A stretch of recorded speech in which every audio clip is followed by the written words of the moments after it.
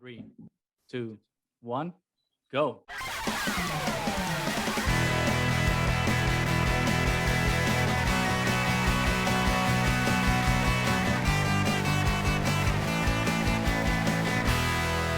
Welcome back, everybody, to the Triad of the Fours podcast, a podcast from 3 Puerto Rican friends coming together to do deep dives into Star Wars and other nerd-related media. These are our Cassian Fridays when we talk about Andor episode by episode, today focusing on episode 8, Narkina 5. What a good title. Yes. I was just like, what the I hell? know. I saw it. I was like, what does that exactly mean? But just anyway, to say- before we yeah, get sorry, into yeah. that, we have to welcome Sorry. our guest, I was just ready to Noor-Hal. go. You've been with us before. Welcome back. So happy to have you, especially to talk about this amazing episode of Andor. Thank Welcome. you so much. Thank you for having me again. It's great to be back Always. with you guys. Yes. Yes. And even more talking about Andor. Right, it's I know. It's such a special show so far, and like for we were figuring out the group of people that we want to talk for Andor, like your name was immediately like on top of the list. It's like, okay, Thank this you. is definitely very appropriate person to talk about it, because I know you've been excited for the show to come out. I was a little cynical about it, but now I'm 100% on board. And it's been such a wonderful show so far. But before we get going to Narkina 5, because I was gonna talk about the title before Nani reeled me in. Yeah, reeled it in. Calm down. Tell us what you've been thinking so far. Has the show been meeting up to your expectations? Like, what did you, or is it, or is it there? Is it like exceeding them? Is it a little below? How do you feel about Andor so far? Well, I have to be honest. I mean, since I heard about this show, I was excited about it because, I mean, I loved Rogue One, and Cassian Andor is a character. And Diego Luna is Sí, claro. Mexican actor. So of course I was excited, but I've been pleasantly surprised. And it has exceeded my expectations, which were, I mean, I was like, I'm gonna be excited no matter what. They were already pretty high. Exactly. So, but the quality of this series is really great, and it shows us. I mean, in this season, this year so far, we've been blessed with. Curiously, we've had prequel series. If you think about it, we had Obi-Wan Kenobi, we had Andor, we had Rings of Power, we had House of the Dragon. House of the Dragon, which are prequels of stories that we know how they end. Yeah. But it shows us that it doesn't matter if we know how it's going to end. Yeah. It matters how we tell a story. And it's like the piece of a puzzle that we are looking forward to. How do we get from here to here? Where's the journey? Exactly. and just because we know the destination of the character doesn't mean that there can't be tension and excitement in that story, because this episode proves it's just like, what's gonna happen to Andor? Like, we know he ends up, dying on Scarab, but like, so we know what's he gonna happen survives the here jail, but now? it's still like, what's happening? So I mean, it's been such a wonderful journey with our best friend Diego here. He's come He's come such a long, such a far way from Havana Nights now to. And even before, because of course. I keep joking that I mean, one of the things, the first 3 episodes, I was joking that, wait a minute, I know how Diego looked when he was 10 years old. So he was a beautiful, chubby guy. Because in the Mexican telenovelas, and it's fantastic because it tells you how far he has. The growth as an actor too, and the fact that he still looks like he's in his 30s, which is really unfair. Right. But aside from that, it's like, what am I doing wrong? Well, I'm not rich and I don't have personal trainers. That's what I'm doing wrong. But besides that, like, I think one of the really cool things about like Diego's performance, especially like with this episode over a lot of the other ones, is that he doesn't really say a lot in this episode, and his performance is still like amazing because it's all about his anguish and his agony, his desperation and fear, and he doesn't have to say too much, but like he just sells it. Like, he's acting his heart out. I don't know how you guys feel about Diego's performance, but it's pretty incredible so far. His performance has been great, and I mean, we are invested with Cassian Andor as a character, and we know where he's going where he's going towards, but he doesn't know. So his character is like, okay, I'm gonna be 6 years in this prison as a prisoner with jobs. Yeah. Oh, and I love what you said again about the puzzle, because he's being fed different pieces of the puzzle, like meeting Nemec, Luthen, the relationship with Marva and his dad, Bix, Ferrix. Like, you see all those pieces coming together, and we're starting to get a sense of the Cassian Andor that we get in Rogue One, but it's like slowly, because he like goes forward a little bit, then steps back, then, you know, just like a lot of bad things happened to him, you know. Yeah, and it's he was on vacation and got profiled and got arrested, and you know.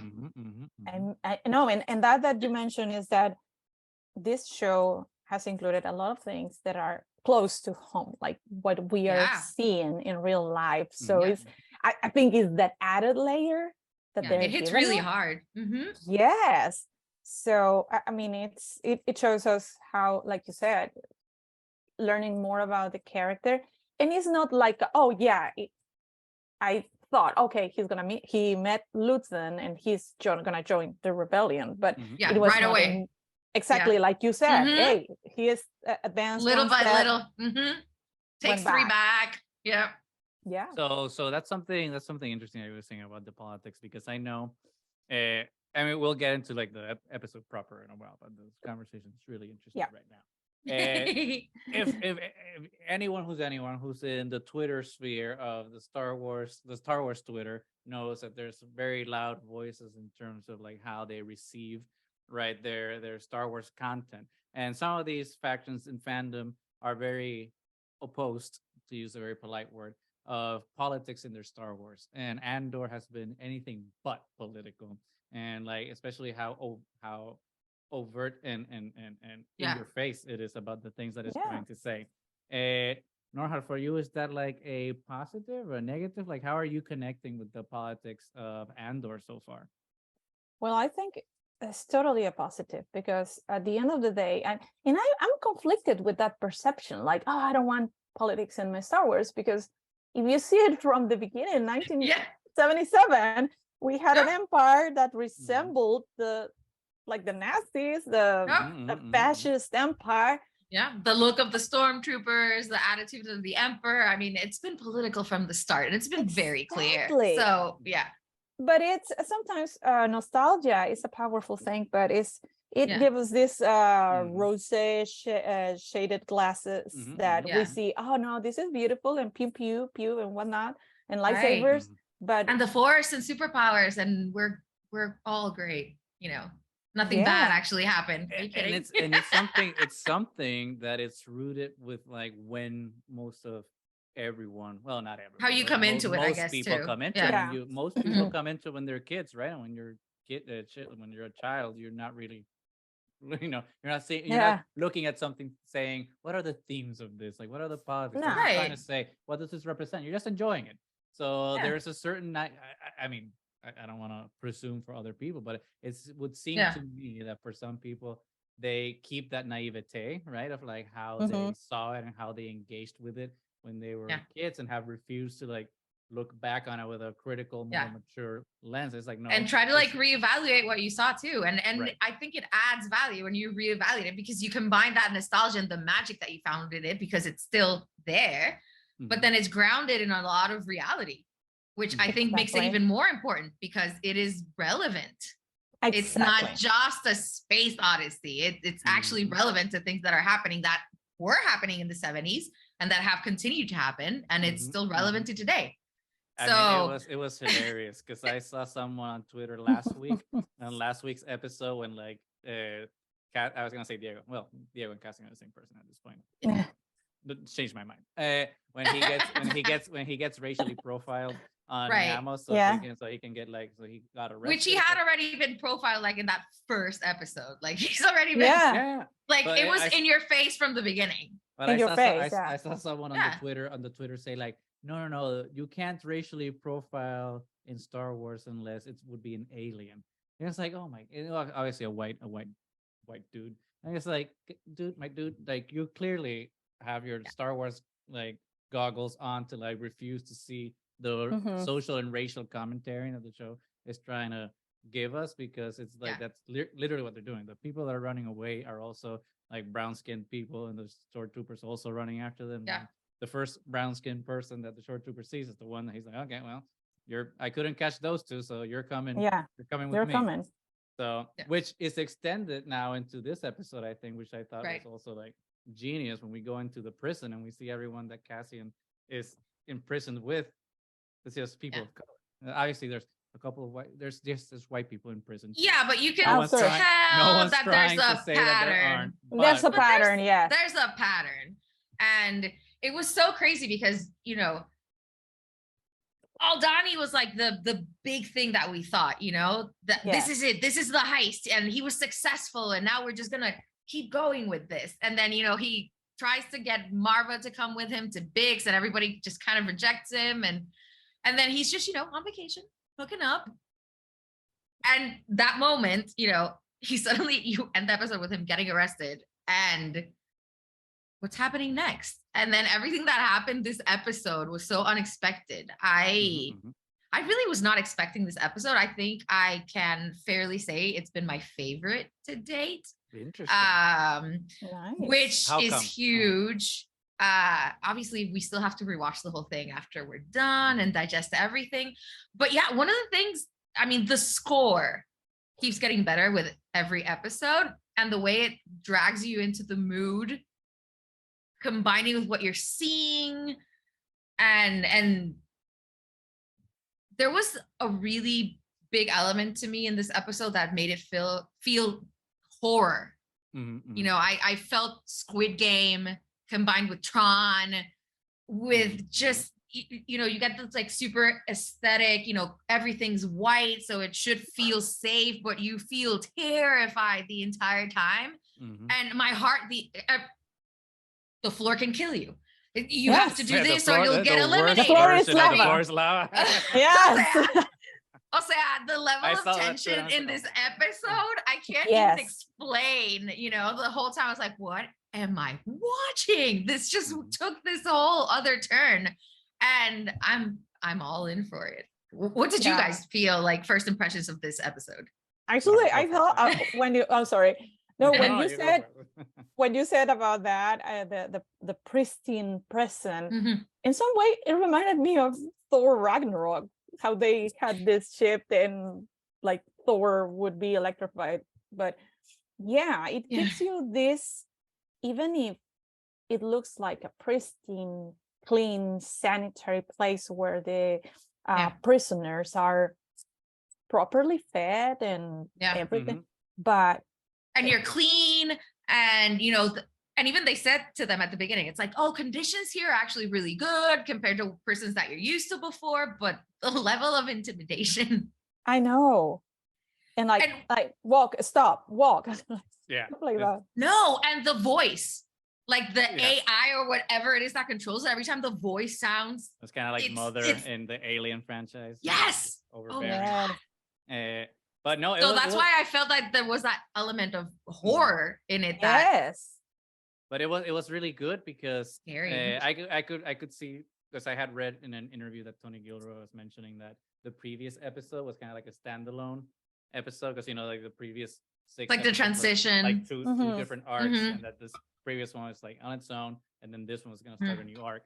And now seeing it, it's like I see what you're doing. I see. Like the last episode was kind of like a break. You know, we were on a beach, we were on vacation a little bit. So like, okay, let's take a breather, let's relax. I mean, racially profiled on a beach. I'm not sure that's a good thing, but exactly. But then this episode is kind of like, it's just like, you know, amping up the pressure on all fronts, you know, because in the prison, obviously prison ain't a picnic. Well, except if you're rich, but we'll get to that later.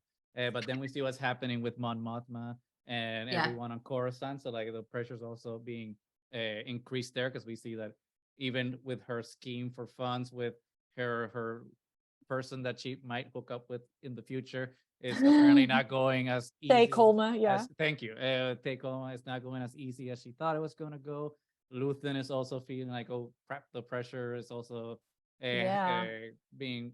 I need to tie my loose ends. What's happening? And we'll talk about who he talks with at the end of this episode. That was a really nice surprise. Yeah. But then we also get back I wasn't to expecting it this episode. Neither was I. It was amazing. Yep. But then we get back to Ferrex too, which I was not expecting. I thought Ferrex I thought we were done with Ferrex. With our done with Ferrex. But what a beautiful surprise. They've been doing really well on not letting us know who's showing up when, because even the characters that were confirmed, it would say like they're in one episode.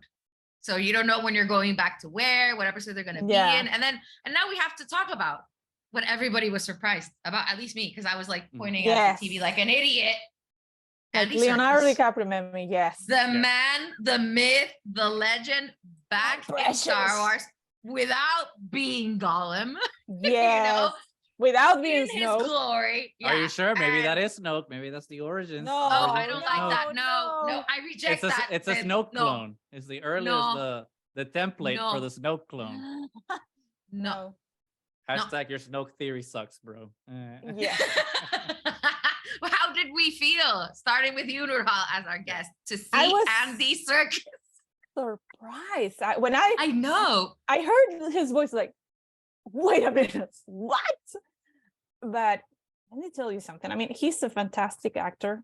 Yeah. And obviously we know him more for his motion work, but he's a fantastic actor. And this character, obviously, like you said, took us by surprise, but it's credible. Like we were saying before, that even if he's not taller than Diego, you could see that his presence was yeah, you kind of see them like next to each other, and then like Diego and then Andy Serkis, but Andy Serkis is totally dominating that scene and just like intimidating. Everybody's terrified of him, but there's this logic behind him. I'm here with you too. I got into the position because I worked hard, and you're not going to screw up my system. And but it talks about systems of control, right? Like, because that's one of the clever things about the whole prison, all of the scenes in the prison. It's just like, well, it just shows how the Empire wants you to focus on fighting amongst yourself. Because if you're fighting amongst yourselves, you're not looking at to fight against your oppressor. You think that your neighbor is oppressing you, and it's really the guy on top, which I thought is just like so wonderful. I mean, it's from the beginning when Andy Serkis starts explaining how everything works. He's like, we play at this, and Andrew's like, play. I mean, we're play. You can think of it however you want. I think of it this way, and that's why I kept getting Squid Game vibes. Like everybody's just die because it is. It's the same commentary. And just and everything that happens in that room, it's like 7 tables with 7 people with 7 areas, and it's just this repetitive kind of craziness, and how they have to compete at what they're building, and the score that accompanies everything that's happening. And this is one thing that I was thinking about when they were like competing against each other. Like, you have to meet the quota and be and I think I saw somewhere around social media, but it seems like what they're building is for the Death Star. But this is the thing, and I like how the other prisoners from the same table were like, oh, what do you know about Aldani? And unbeknownst to them that he was the one. I know. That made it happen. That's the most interesting part of that whole thing. Like everyone, because we saw it with Marva, right, in last episode. Marva's just like, people are standing up. The Aldani thing meant so much. And now talking in the prison, about what happened to them as heroes, and him rejecting it, saying that it was just a robbery because he can't see himself as the hero yet. And now in the prison, that giving them hope, and him still thinking it's just a robbery. This actually made things worse. You got double your sentences, and why are you thinking this is a good thing? Because it was like a justification for the emperor, for the empire to, hey, we're going to oppress you more, and use this as an excuse. Like the guys told him, hey, our sentences are going up, because it's an excuse the empire has found to, hey, well, we can keep them working longer. But it's backfiring, because you can see already that Luthen was very specific. That's the point. We need them to like overextend themselves, because the tighter you grab your fist, the more things slip between the fingers, and the more you foment rebellion. And you can see already that the prisoners, even though they got double sentences, there's hope that somebody's doing something on the outside. Somebody's fighting back. So you get Andor, who's completely thinking the other way. This was a fuck up. We made everything worse, and he doesn't want to talk about it. No, and then the prisoners.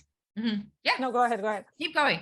No, and the also the thing that you think about it, if he had stayed with the rebellion with Luthen, and he wouldn't have been caught, perhaps. Yeah, maybe. Yeah, because he got caught by random circumstances. They have no idea yet who they have. No clue. Yeah, and also this is the thing. He gave this wrong name, like Girgo. Shido, right? That's the. I know, but I love that. I love that because last week we were saying, like, wait a minute. In Rogue One, Cassian Andor said he had never been in a prison, but the guy is lying. He might be lying, and also from a certain point of view, Cassian Andor wasn't in a prison. Exactly. Was Girgo. Yeah. That's true. Well, and again, it's not necessarily a prison because he's like being an indentured servant. Is basically what he's doing. So like depends on your point of view. And for Ragnarok's sake, they're prisoners with jobs. Exactly. That's a good. I don't like the S word. But oh my god! But the design of that entire planet, when you first see it, the water, like the swirling underneath, they're gonna fuck up that planet too, as they destroy pretty much everything they touch. It reminded me a lot of the raft and the Avengers movies. Where they kept like Hawkeye and like all the Avengers. Yes, and Civil War. Like races from the water too. It's like synergy, a little design synergy between Marvel and Lucasfilm. Nice. But for the better. I think it looked better because I have to keep impressing upon everyone like how amazing the visual effects are in this show. Yeah. That's like it just looks so good, especially for not even for a TV show. It looks good for a movie. For like anything.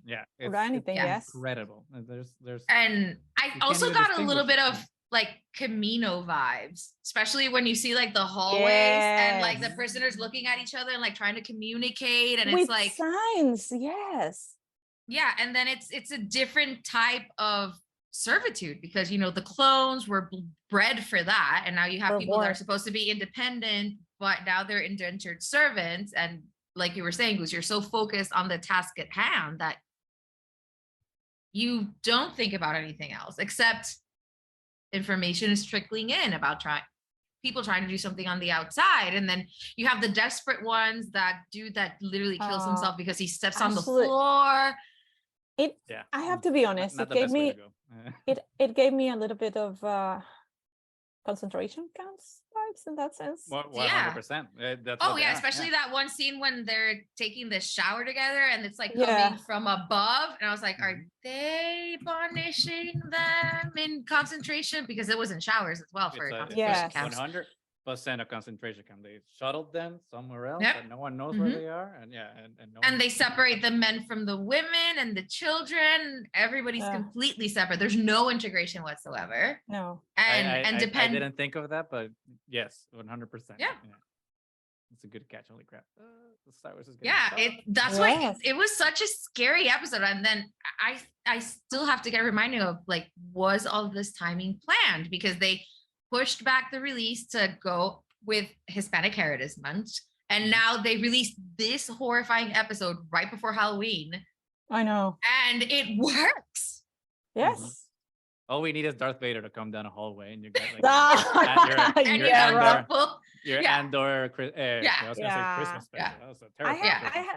I have to be honest. I like how in the team that he's working on the table, we had Melfi showing up. I was like, I wanted to say something about that because I saw everyone on Twitter being like, "Oh, did you see this?" And the back of my mind was like, "I only know it because I saw the Ryan Airy video on Screen Crush and Alex explained. Tell me who the hell he was, because I am not good at picking these things up." And I was just like, 90% of you on Twitter saying that didn't know either. Stop pretending you knew.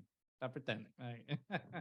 But it was a really cool thing for them to have done, because it's just like, it makes like a background character like that much more important. still in the background though, because he's he's Yes, still not, yes. like in the Yeah. forefront, but it starts like putting like those pieces together, which for me is even more hilarious when you look back at what Tony Gilroy was saying about the show and how the show wasn't gonna have a Easter eggs. Yeah. how Easter eggs, and I'm like, my dude, Yeah. like this show is just like It's packed to the crap brim full of them. with- It's with- no, but I mean, I can understand at a certain point what he was trying to say. Is like, oh no, Yeah. we're not just gonna put Ahsoka Yeah. just for the right, sake right, of it. right, right. No, Yeah. it's just to, I mean, if it works, like In last service of the story. the service, exactly, like for example, last week, we were saying about when we were at Mon Mothma, when he was talking Yeah. with Tai Kolma, she mentions, maybe it's a coincidence, or maybe the writers' room does a really good job, that she mentioned Masamida, the Grand Vizier, and in her hull, she had this Chandrilan 3, which in Aftermath Empire ends in the novel by Chuck Wendig, when the Vizier with Masamida surrenders finally after the Battle of Jakku, and he like surrenders to Mon Mothma as the head of the New Republic. They do it behind that Chandrilan 3. Oh shit. So I don't know. I mean, it's just a coincidence, Damn. but maybe it's like, hey, subtle details that, hey, Yeah. that enhances That work. That it enhances doesn't the- have to be somebody showing up with a lightsaber at the most or opportune Boba moment. Fett just Boba Yeah. Fett, can you imagine Boba Fett showing up? just passing by, like That'd be chilling on a ridiculous. canteen. Aye. It just wouldn't work. I feel like just as a parenthesis to that, like I feel like that a cameo like that just wouldn't work on this show because the show No. is so Mhm. grounded. It's so much about like Yeah. normal people facing these extraordinary circumstances, and to bring somebody who's extraordinary is Yeah. kind of like ruins the groundedness of the show. So like I'm really happy that we're like getting That a it's- show like yeah. this, because I thought that was what Mando was gonna be like at the beginning, and then we start connecting with Bringing Bo-Katan everybody. and Luke Skywalker and Or Ahsoka, Fennec Shan just Yeah. passing by, like and it's just like, and Yeah. all of a sudden, like Mando's like this massive show, and like, I'm not saying that's a bad thing. I love Mando. Yeah. I love Yeah, I all mean, Star Wars, mhm. but Yeah. it's a different. But it's different type of- sometimes good when it's its own thing. Like, it's in the universe. These things are happening as well, but it doesn't have to take away from the main story. Right. And aside from that, because I wanted to ask you, because something that I was really looking forward to happened this episode, Cyril and Deidre finally met. and it happened yes, exactly the way I thought it was. I What did you know. think, Noor-Hal? That they I- finally met. It was so good. yeah, it was so good because my poor frustrated babies finally met, and No. but it was, I mean, and it makes sense because Mhm. for me, Cyril Karn is like Javert in Les Miserables with Jean Valjean, where Cassian Andor will be Mhm. Jean Valjean, Mhm. because he's obsessed. Because, I mean, from his perspective, and that's something that I had this conversation with friends, like, well, if you think about it, people joined the Empire not because they were evil and bad and hated the liberty and justice and the legacy. They Mhm. did it because it was another job.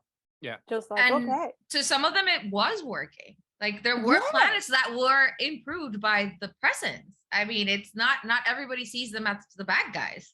Right. So Exactly. I'm loving getting so much perspective from these sides, especially from two people that have shown that they can do their jobs correctly. Because a lot of the problems in the Empire is that people are very inefficient, just trying to get Incompetent. ahead, and completely incompetent. And then these two people, one who was ostracized because of trying to be incompetent, but let's give it to him, he really fucked up at Ferrix. Yeah, he did. Yeah. And somebody like Deidre, who I continue to root for because she sees patterns where everybody else is trying to She's ignore it. on And the she's money. I mean, Mhm. because Yeah. we know that this show is around the same time. We don't know before. I think it's before, obviously, because we haven't heard. I don't think we have had yet the message that Ezra Bridger sent through the galaxy, mhm, of course, but it is around. So we have already, Mhm. activity all across the galaxy, and she's on the money. She's seeing those patterns, but you can see the ISB is this, like you said, incompetent, inefficient, Overconfident. and yes, and rooted in bureaucracy at its finest. Like, no, we have to follow the sectors, and we have to follow and the protocols and the imaginary lines, then with how we divided the world. And so she's on the money. And of course, I mean, she's with the bad guys, but that doesn't mean that doesn't mean she's a bad guy. Exactly. That's to be seen, because I don't know, she did That's something, to be seen. she did something a little shady at Ferrex when she like beat up Bix's friend. And then she's like, she keeps him there so that she sees him beat She up. can see and then acts like he should have. So like, Exactly. I don't know. I like Dedra because she's actually the only one that's competent in this show. And effective. But And intelligent. Yes. Yeah. But you know, but evil, either you gotta see the light or you gotta pay the price. Well, I mean, it, I didn't mean for it to rhyme, but it did, so I'm gonna take that. Yeah, but it also depends on how you see yourself, because we got another, if you want to leave it for the end or if you want to do it now, because we have another extremist that we know is not a good guy, but we assume always he's a bring it in. Yeah. So Guerrera. We got Yes. We saw it. We got him. Forrest Whitaker just went, crushed it. He crushed it. Oh He's yeah. at least nomination for best guest actor in a drama series, because he crushed it with that what he tells Luthen about all this. The entire scene, because you have these powerhouse actors. Oh yes, it's Stellan Skarsgård. It's not. Well, one in front of the other. I didn't even expect Saw to show and up. And two Marvel alums as well. Right. Black Panther and wait, what was Stellan? Oh, right, Thor. Eric Selvig. Yeah. There we go. I was just saying, which movie? No, but when he like leaves the when Luthen leaves Coruscant, and he's like, where the hell is he going? Is he going to Ferrex? I don't know. Yeah. I kind of thought he was going to Ferrex for a little while, because he was kind of into I keeping the communication channels open, and I was like, okay, we're going back to Ferrex. That's fine. I think it's a sketch move. We saw two tubes, and I was just like, I was like, no, Saw I was like, here we go. Oh, it's such a good scene. We knew it was coming. I was not expecting it this episode. But it was a little bit. It was timely. It was very poignant scene, because for me that scene resonated, not just because of like the political things that they're talking about, the Gorman Front, the whatever liberation thing, the Neo-Republicans, whatever. That was all cool in terms of like Star Wars lore. But for me, that scene was more poignant, because for me, I just felt like that was two fans talking about Star Wars, and like two fans that are like liberal fans talking about who's right about something. Because I feel like that's what happens with Twitter a lot, and like a lot of this discourse. It's just like fans who are usually like who agree on 90% of things, just fighting with each other over minutia, and like who's right about everything, instead of being like, we're agree about most things. Let's like, cooperate, please. When Luthen from a certain point of view, he's like, are you tired of just fighting with people who agree with you? And I was just like, oh my god, that's why Luthen is one of my favorite characters. Like, yes, he's right on the money. But what did you guys think of Saw's speech? Because I thought it was amazing, not just because of what he said, but also Forrest's performance was incredible. So what did you guys think? Yeah. You start, Noor-Hal. Yeah, well, I thought he was amazing, and he was right, because at this point, I don't know, maybe from the original trilogy, we think of the Rebel Alliance like something that is together and us being together, but it wasn't that way from Revenge of the Sith. The get-go, it was like here, there, and everywhere, but it was not Beatles exactly together. Exactly, yeah, I love the Beatles. But it wasn't a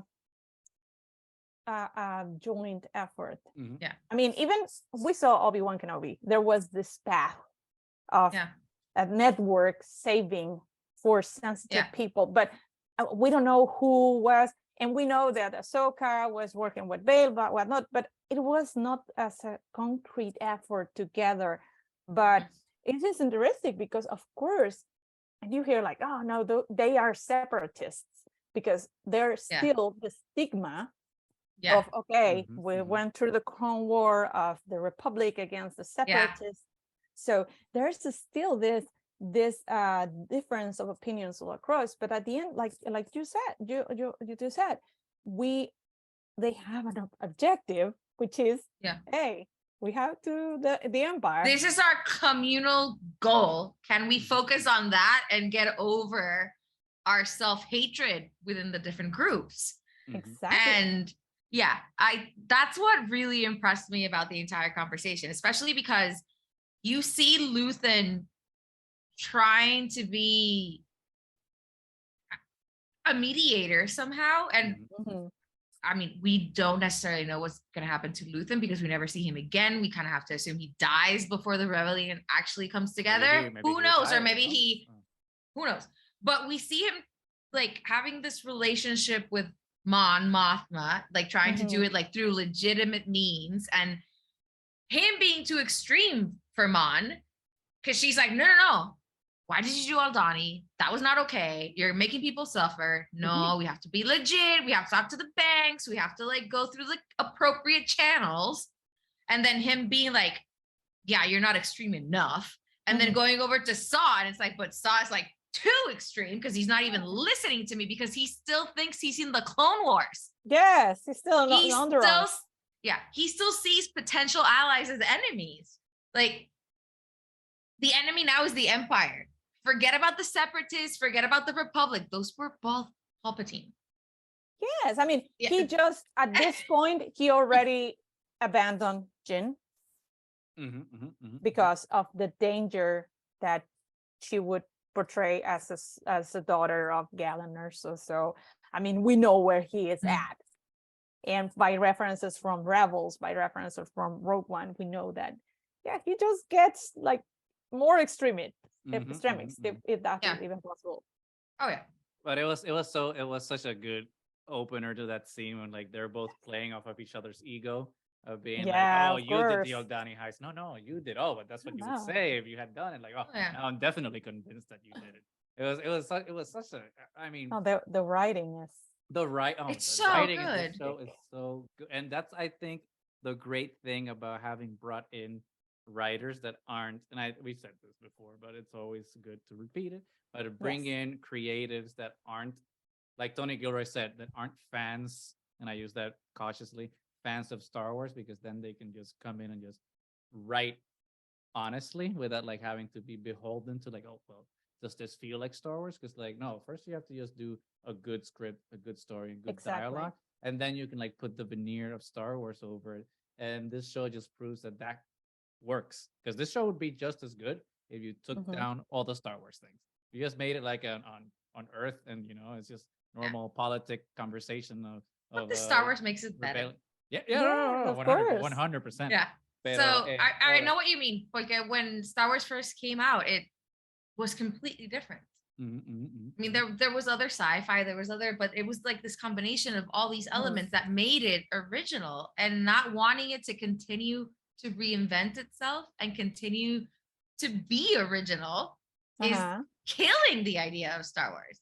I mean, we should be excited that it is reevaluating itself and it's bringing new themes and it's being real, and we're listening to new music and the look of it, and it's such a character piece as well. Yeah, we have no, go ahead. We're getting these moments of incredible action and visually stunning things. I mean, the eye of Aldani was something that was fantastic. Stunning.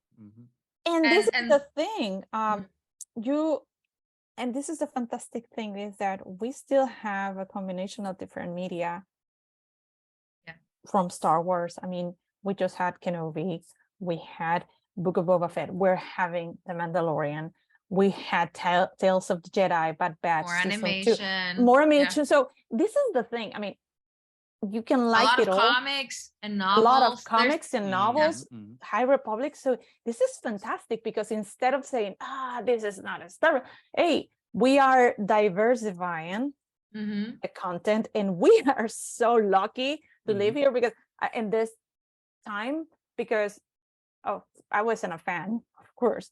But I can imagine people back in the late 80s, early 90s, where Star Wars, there was nothing in Star Wars. Okay, Shadow of the Empire and what some legends, but it was not as widely available as we have now. So I mean, this is fantastic that we have so much content.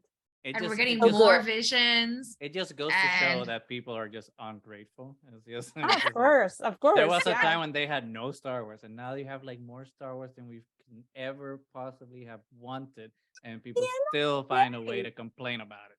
But like, at like the you end said, of the day, like, maybe this doesn't connect with you, but Tales of the Jedi does. If that doesn't, maybe the books do. So like, there's so many ways to engage with the content that like to just as a blanket statement say that like Star Wars sucks now because I don't like all of it. It's just it's selfish, it's spoiled, and entitled because like, you can totally agree. Yes, because hey, if you don't like the animation, hey, just watch the live action. Or if you don't like this, if it doesn't suit this series, hey, there's a Mandalorian coming, there's Ahsoka coming. Hey, you can choose. And if you don't like any of it, then maybe you don't like Star Wars anymore, and that's okay. Yeah, and that's it's okay. It's time to say and you can goodbye stick to just rewatching the originals or the prequels or whatever gives you joy.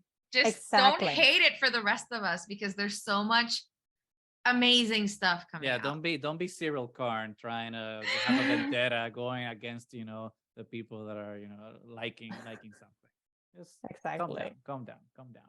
Well, speaking of Cyril, obviously we had like that meeting between Cyril and Dedra, which was like so good. That's fantastic. It was really interesting, especially with what it's gonna set up for the future. Now that Dedra's in Ferrix and has Bix, my girl, she's got her. I hope Bix is gonna be fine.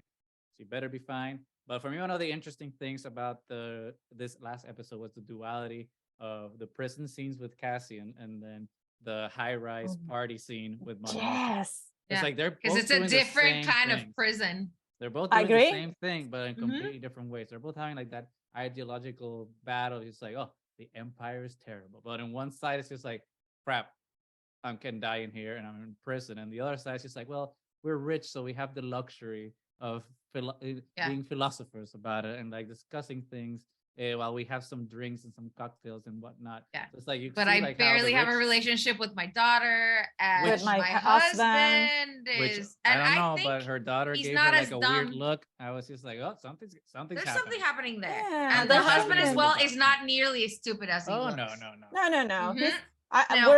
We're joking. I was joking on Twitter that he has like the worst TV D-bag or douchebag of the year, right along with Sir Kristen Cole from House of Dragon. Same energy. And Josh from She-Hulk. I mean, they're 100%. Right there. Yep. He might be worse because he has a stupid haircut. I'm gonna die. I know, right? He's the worst, and he has fun. He's a freeloading husband. Doesn't appreciate his wife. Oh no. I don't like this guy, and so he's up to no good because I saw like, the glances that he was giving. Like, not as dumb as he looks, and I think it's gonna be a mistake. I think Mon Mothma is underestimating him because she grew up with him, and she always saw herself as superior, which is correct. But I was surprised. But that guy's doing something. But I was surprised that she actually straight out said like, "Oh, he's not trustworthy. He's not to be trusted." And I was just like, oh, "Shit, girl, get divorced. Get out. But we'll see. We'll see what happens there. But my concern is with the daughter because like the daughter also gave her like there's something happening there. I'm just like, what's gonna happen? The twist is gonna come from inside. It's gonna be from outside. I know that their relationship that seems strained and like her dad is pitting her against Mon Mothma. Taking advantage of that.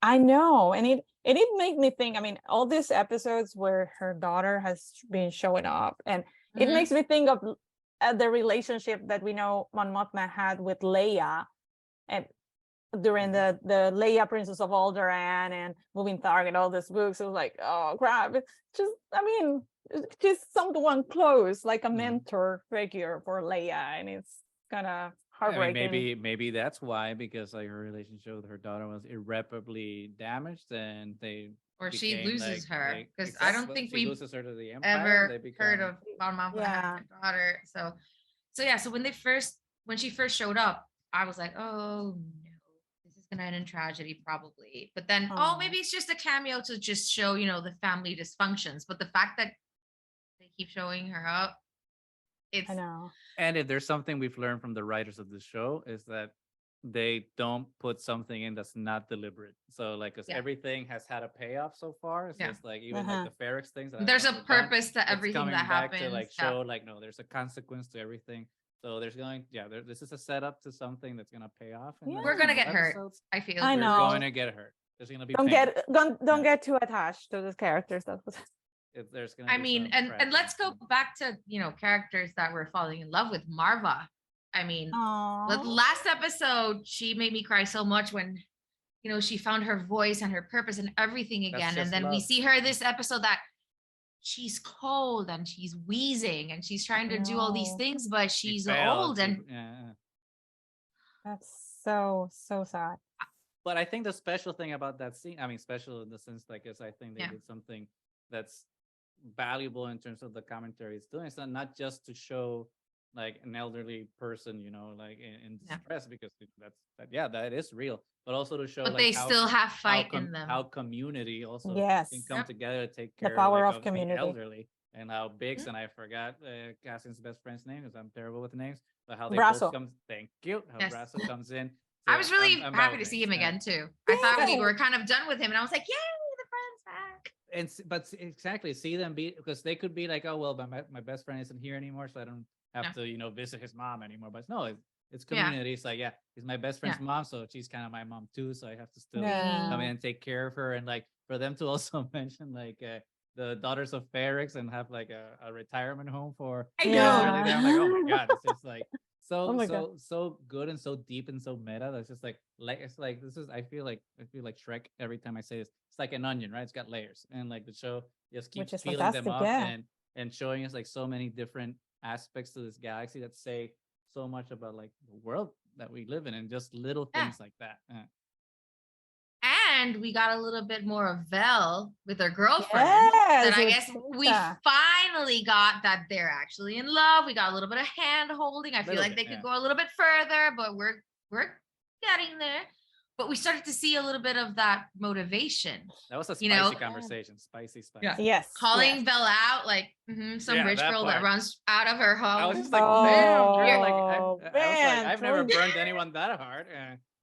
That was a burn. Oh, Jesus Christ. Oh, you think you're a rebel, but you're just, kind of being distracted, having some fun. No consequences for you, right? Because you can go back home and be rich regardless. That was burn. That was harsh. That was harsh.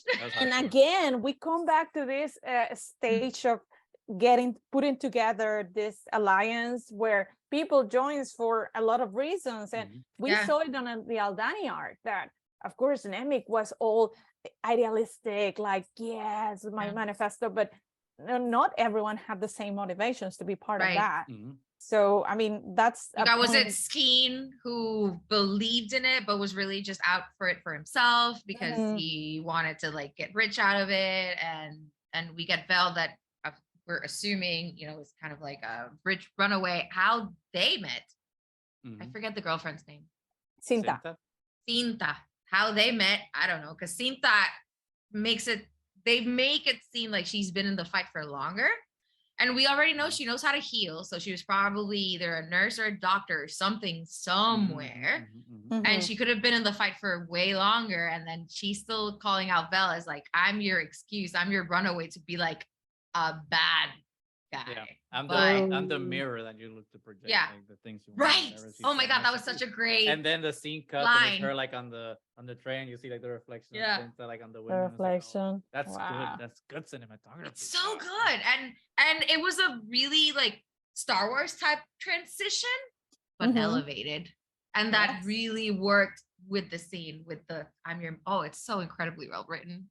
Yeah, no, I need to rewatch the whole series again. Seriously, once it's done. It's too good. It's too good. And we still are missing 4 episodes. So that's the thing. It's just like I know.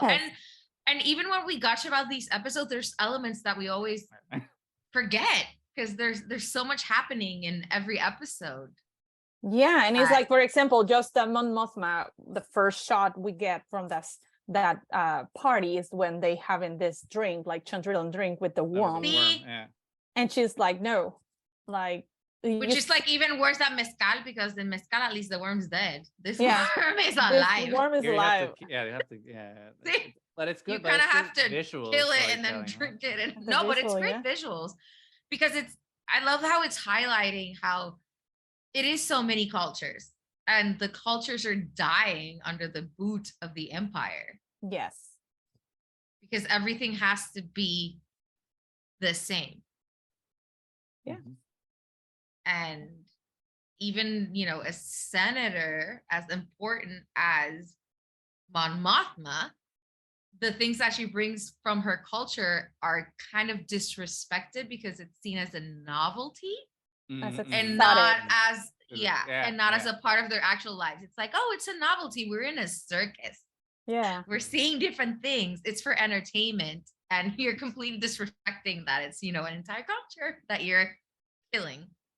So Yeah, and well, the interesting thing about culture, like in those perspectives, it's like, is that culture for everyone else in Chandrila, or is this just like culture for the top 1% of Yeah, Chandrila? the Like, 1%. Yeah. what is that? What what people are drinking?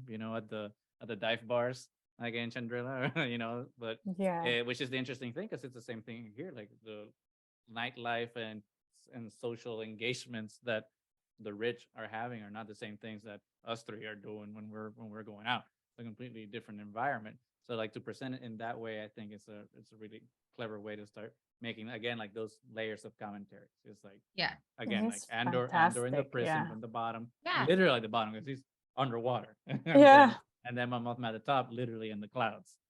So Yeah. and then Yeah. talking about the same things and how they can eventually kind of meet like in the middle and find and create the story of rebellion right at some point. Yeah. Which Yeah. leads me to ask you guys: do you think Cassian and Mon Mothma will meet in this season, or do you think they're gonna meet in the next season? I'm not sure. I mean, I would love for them to meet, but I'm not sure if at the pace we're going, that's Yeah. going to happen Mhm. yet. Maybe in season 2, but I'm not sure if it's gonna happen yet.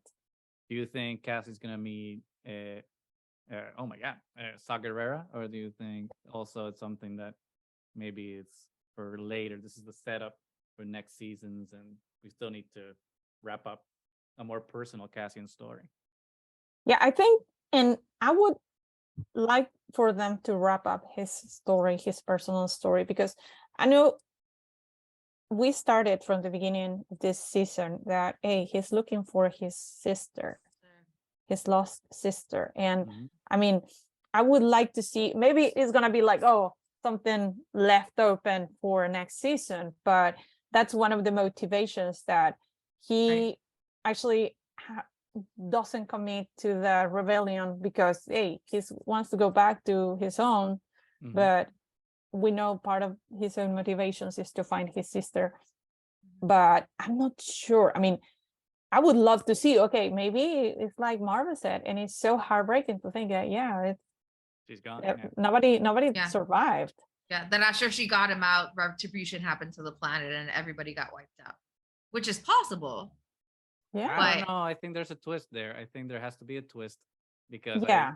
I don't think that he's, because I think there's still more to the flashbacks. I think they're gonna come back Yes. at Yeah, some point, because agree. it kind of felt like the flashbacks when in Canary kind of ended abruptly. So they left. And it's like, oh, there were still a bunch of Yeah. kids. So like Yeah.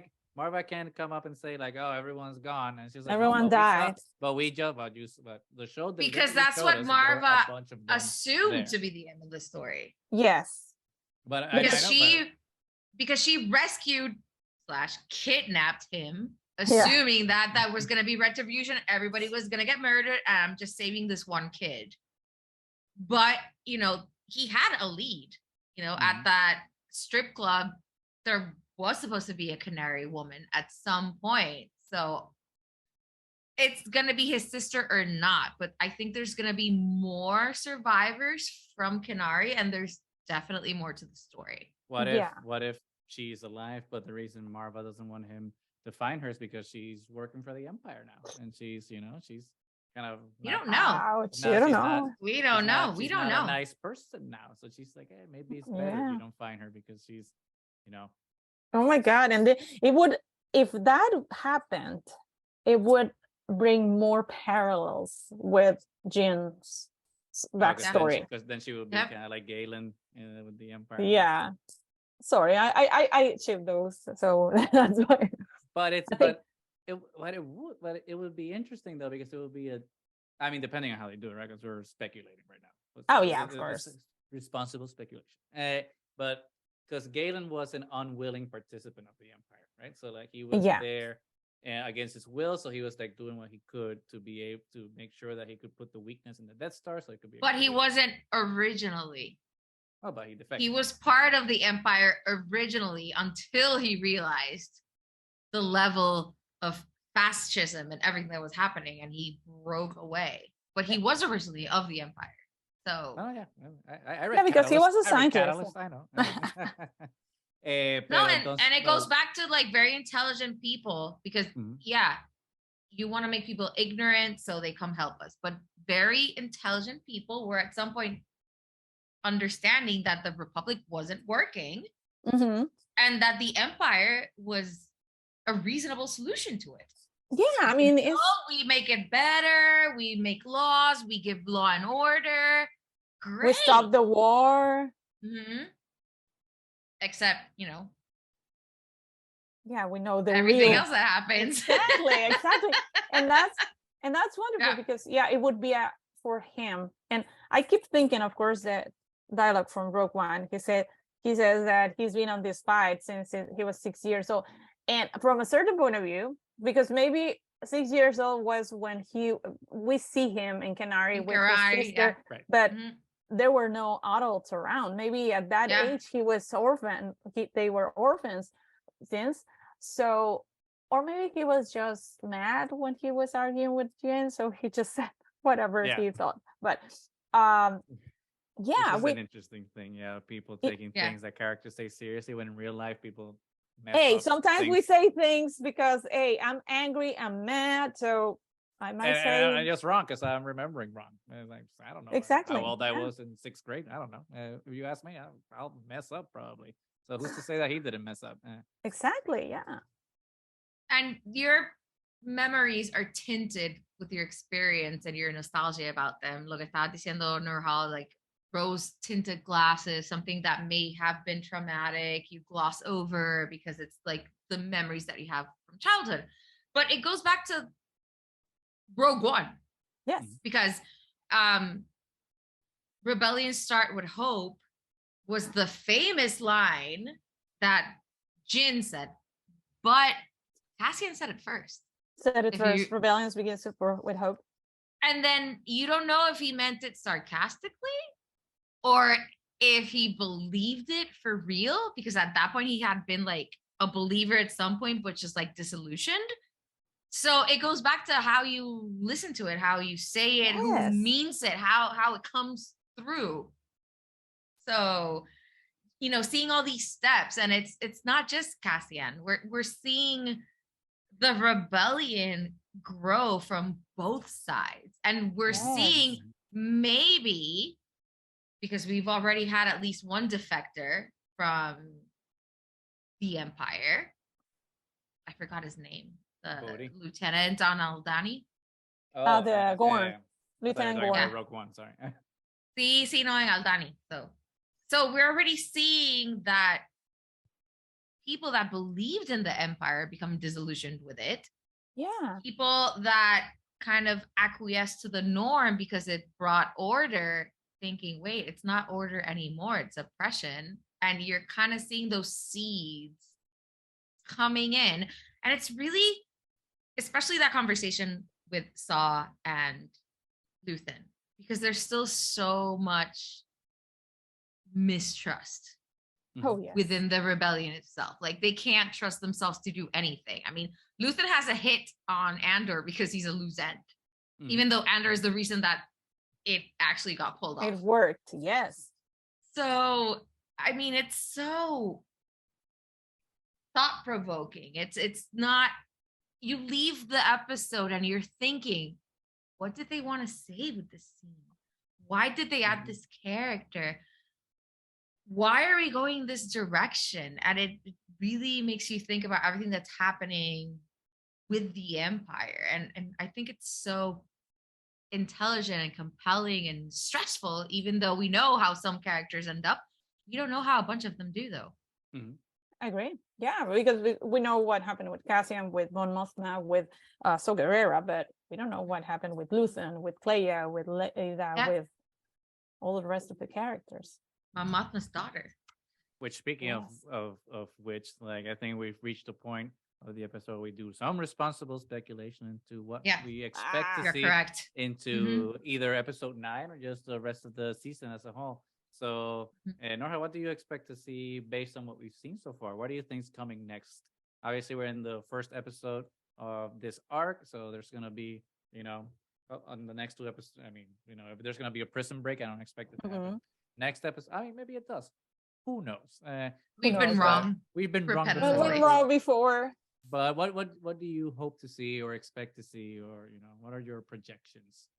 I would definitely like to see, of course, the prison break is he's not gonna be there 6 years in the prison. That would be a good plot twist. All of a sudden, like a time card, like a cue card, 6 years later. It's like, oh, okay. What? No, but oh, okay. That would be interesting to see how it happens. I know we assume it's going to happen, but we don't know how.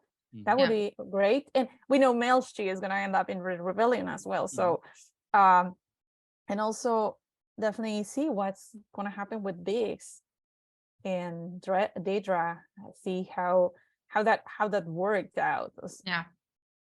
And also Cyril. I think Cyril, like I mentioned, he's the Javert to Cassian Andor's Jean Valjean. So he's not gonna even if he was told, no, stop making we're not done with them. No, we're not done. He's never stopping.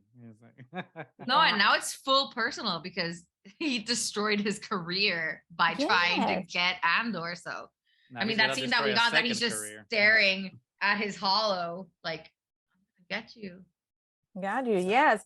And also, well, from the Empire, from the politics, I definitely would like to see, I mean, I would definitely love to see Bail Organa.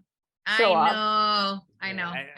The more Siempre time passes, nuestro Bail Organa. I know. More time passes, I'm just like, oh, maybe it's not gonna happen this season because there's too many things happening right now for it to happen. But who knows? Maybe it does. Maybe like next episode, it'll be kind of like an inverted situation. You know how Mon Mothma was like in the party, and then Luthen goes to meet Saw Gerrera. Maybe like the next episode is the opposite. Like Luthen comes back to Coruscant to do something, and then Mon Mothma meets Bail Organa. And like, because at this point, I mean, we know we're learning so much what the stage Mon Mothma was. We know she ends up in the rebellion, but and she mentions leading the rebellion.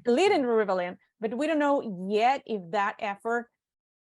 We know by Leia, Princess of Alderaan, she's obviously like with Bail on the coordinating that, but we don't know yet if they already like what Bail is doing with Fulcrum, with Ahsoka is already connected with what she's doing.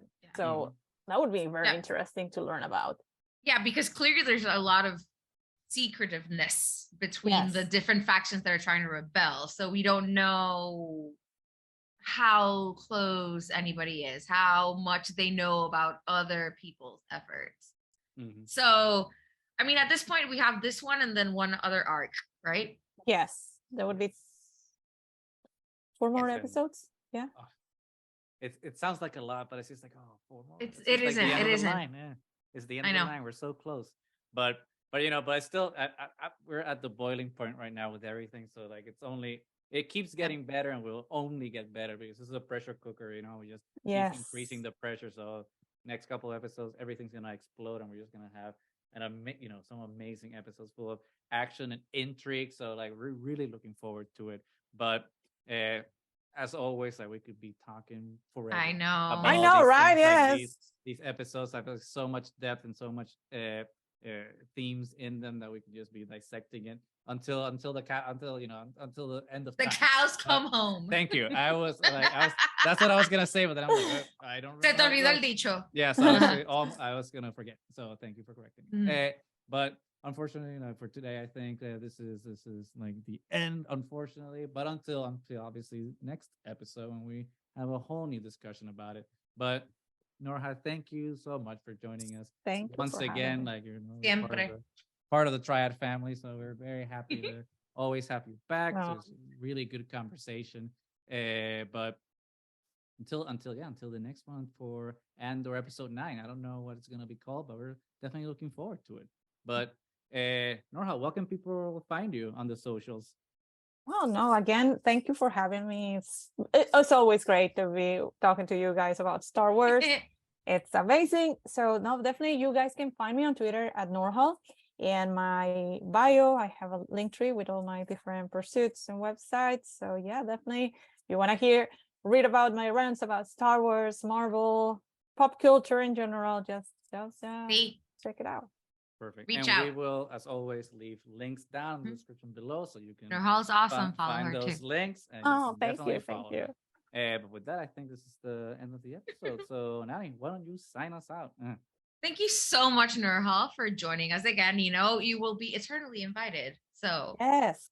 and we're getting so much good Star Wars. So we need to continue be back. chatting. Of course.